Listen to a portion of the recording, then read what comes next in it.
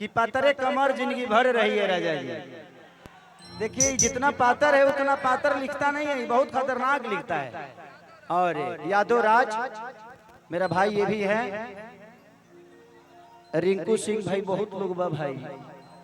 अब रिंकू सिंह है हमारे रील के क्रिएटर हुए, आई लव यू। सब जन हमारा कॉलेज लग जा, चादरा के फेरे में मत पड़ लो। अब हो गई चादरा उधर दिया गई सबका, क्या री बाप रे। Thank you thank you thank you, सबको दिल से प्रणाम। और काफी भीड़ हो गया है और बहुत सारे कलाकार हैं, तो दो दो गाना हम सब लोग गा देंगे ताकि सब लोग अपने अपने सम्मान के साथ सबके चदरा खेसारी भाई दिले है। हम भाई के अपन चदरा तनी आरा जिला में स्वागत करतनी, आइए आपका।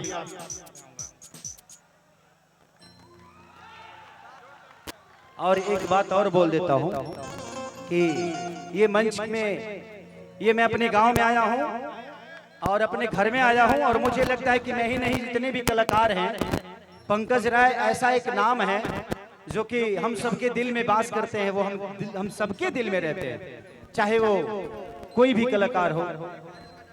अच्छा काजल नाम है आपका, तोहरो नाम काजल है? अरे दादा हो, तू नाम बदल दो, तू अपन नाम लिपस्टिक रख दो। अच्छा पवन कैसे हैं, कैसे तो थैंक यू सो मच।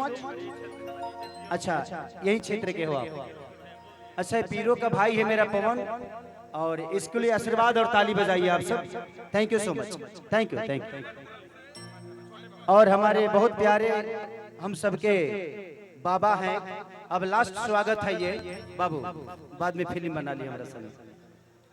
अभी अब हम चाहते हैं कि हमारे अपने लोग मंच को खाली कर दें, क्योंकि अपने लोग ही कार्यक्रम को बर्बाद भी करते हैं। तो मैं चाहता हूं कि अपने लोग प्लीज साइड कर दें, और जो भी हैं कलाकार बंधु हैं उनको कुर्सी दे दें, आप लोग इज्जत से बैठा दीजिए ताकि सबका बारी बारी से टाइम आएगा सब